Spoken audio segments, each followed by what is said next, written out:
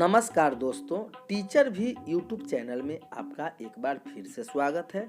आपने इस चैनल को सब्सक्राइब नहीं किए हैं तो लाल रंग का बटन दबाकर चैनल को सब्सक्राइब कर ले और बगल के घंटा बजा दें ताकि इस चैनल पर जो वीडियो अपलोड हो वह सबसे पहले आप तक पहुंचे।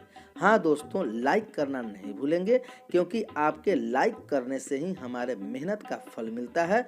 तो आइए जानते हैं नियोजित शिक्षकों के बारे में क्या खबर आ रही है। इस वक्त नियोजित शिक्षकों के समान वेतन सेवा शर्त पर सदस्य बिहार विधान परिषद संजीव श्याम सिंह ने दे दिया बड़ा बयान। कहा, हड़ताल 9 अप्रैल से प्रारंभ होकर 14 मई तक चली थी, जिसमें भी रविवार एवं सामाजिक छुट्टी को छोड़कर निर्देशक माध्यमिक शिक्षा के पत्रांक 2337 दिनांक 23/8/2015 के आलोक में हड़ताल अवधि 34 दिन में मात्र 22 दिन का ही सामंजन किया गया था। पत्र की छाया प्रति भी हमारे आप डिस्क्रिप्शन बॉक्स से ले सकते हैं।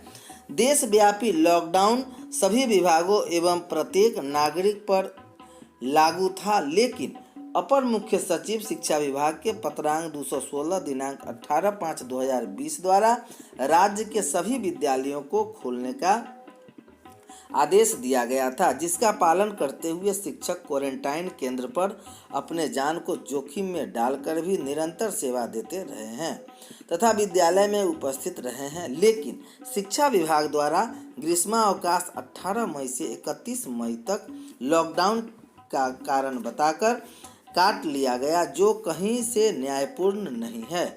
ग्रीष्मावकाश 18 मई के बदले 1 जून से प्रारंभ कर 24 जून तक किया जा सकता है। 5 सितंबर 2019 शिक्षक दिवस के 1 दिवसीय हड़ताल अवधि का सामंजन भी नहीं किया गया है, जिससे लाखों शिक्षकों का शिक्षक दिवस का वेतन स्थगित है।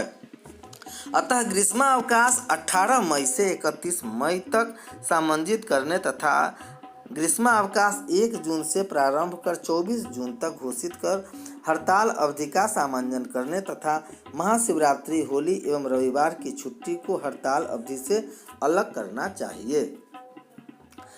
इधर एचआरडी मंत्री रमेश पोखरियाल ने दिए संकेत में कहा कि 15 अगस्त से पहले नहीं खुलेंगे स्कूल व कॉलेज। टीचर्स को मास्क और ग्लव्स पहनना होगा जरूरी। हर स्कूल में थर्मल स्कैनर लगाए जाएंगे। सीसीटीवी कैमरे से सोशल डिस्टेंसिंग के नियम के पालन की निगरानी होगी। अधिकारी भी इस पर नज़र रखेंगे कि नियमों का कितना पालन हो रहा है। स्कूल का संचालन 2 पालियों में संभव हो सकता है। कोरोना संकट के कारण देश भर में बंद पड़े स्कूल और कॉलेज के अगस्त में खुलने की संभावना है। एचआरडी मिनिस्टर रमेश पोखरियाल निशंक ने एक इंटरव्यू में कहा कि शैक्षणिक संस्थान 15 अगस्त के बाद खोलने जा सकते हैं।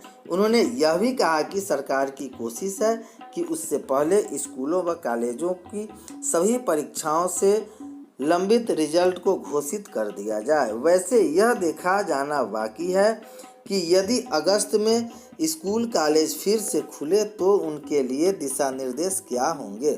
गौरतलब है कि पूरे देश में मार्च से ही स्कूल कॉलेज बंद हैं।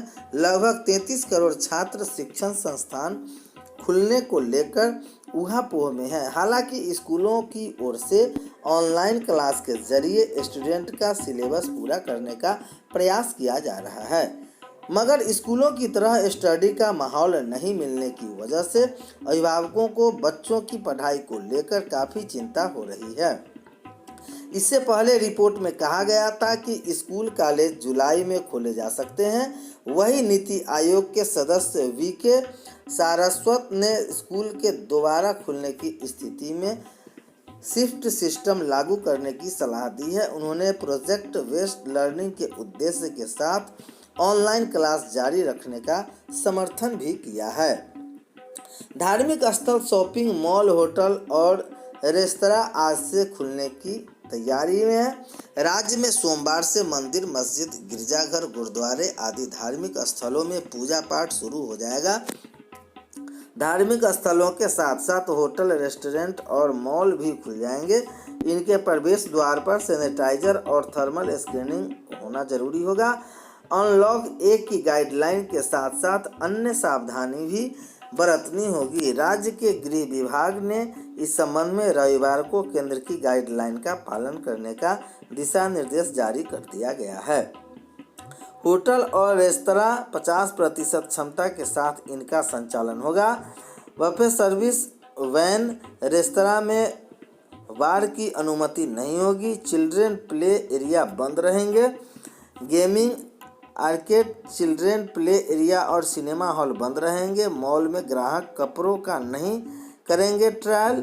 थर्मल स्कैनिंग और सैनिटाइजर जरूरी है।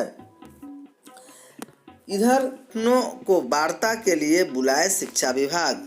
बिहार माध्यमिक शिक्षक संघ के मीडिया प्रभारी अभिषेक कुमार ने शिक्षा विभाग को उस पत्र की याद दिलाई जिसमें हड़ताल समाप्ति के समय लिखित आश्वासन दिया गया था कि सामान्य स्थिति होने पर शिक्षक संगठनों से वार्ता कर शिक्षकों की मांग पर विचार किया जाएगा।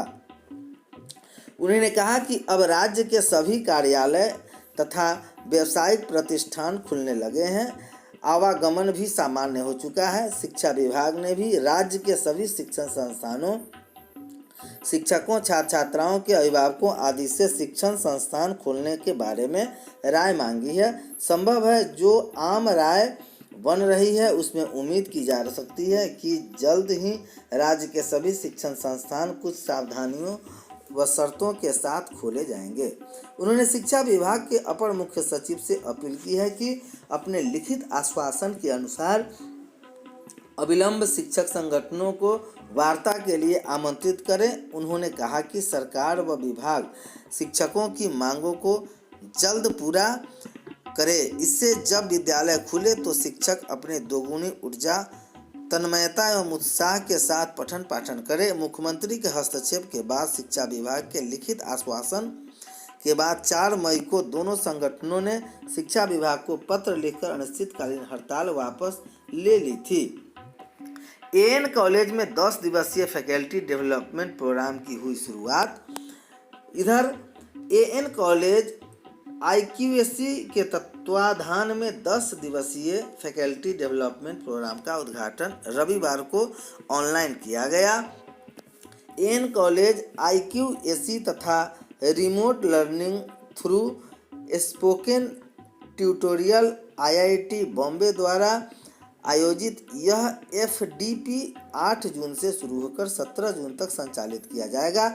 इस फैकल्टी डेवलपमेंट प्रोग्राम में प्रतिभागियों को R प्रोग्रामिंग के बारे में प्रशिक्षित किया जाएगा। समारोह का उद्घाटन करते हुए महाविद्यालय के प्रधानाचार्य प्रोफेसर SP शाही ने सभी प्रतिभागियों का स्वागत करते हुए कहा कि महाविद्यालय निरंतर विभिन्न संकायों के शिक्षकों के लिए फैकल्टी डेवलपमेंट प्रोग्राम का कार्यक्रम आयोजित कर रहा है। उद्घाटन सत्र की मुख्य वक्ता IIT बॉम्बे स्पोकन ट्यूटोरियल के बिहार कोऑर्डिनेटर जाहिरा शेख ने स्पोकन ट्यूटोरियल के बारे में सभी प्रतिभागियों को विस्तार से बताया। उन्होंने कहा कि पिछले 9 वर्ष में इस कार्यक्रम के द्वारा लगभग 57 लाख छात्रों को दूर शिक्षा प्रणाली के माध्यम से प्रशिक्षित किया गया है। स्पोकन ट्यूटोरियल सूचना प्राधिकरण सॉफ्टवेयर और इंटरव्यू के कोर्सेज संचालित करवाता है।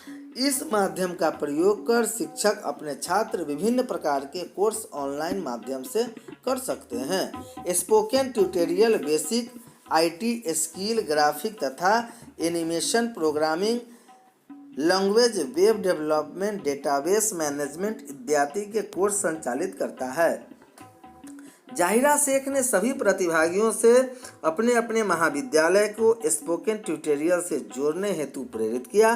महाविद्यालय के IQAC समन्वय डॉक्टर अरुण कुमार ने प्रतिभागियों को R प्रोग्रामिंग के बारे में बताते हुए कहा कि यह वेक्टर्स का आधारित प्रोग्रामिंग लैंग्वेज है। सांख्यिकी गणना हेतु यह सॉफ्टवेयर सर्वोत्तम है। इस प्रोग्रामिंग लैंग्वेज में machine learning algorithm, linear regression, time series आदि की गणना की जा सकती है। TOB इंडेक्स लिस्ट के इस प्रोग्रामिंग में को 20 सबसे महत्वपूर्ण प्रोग्रामिंग में रखा गया है।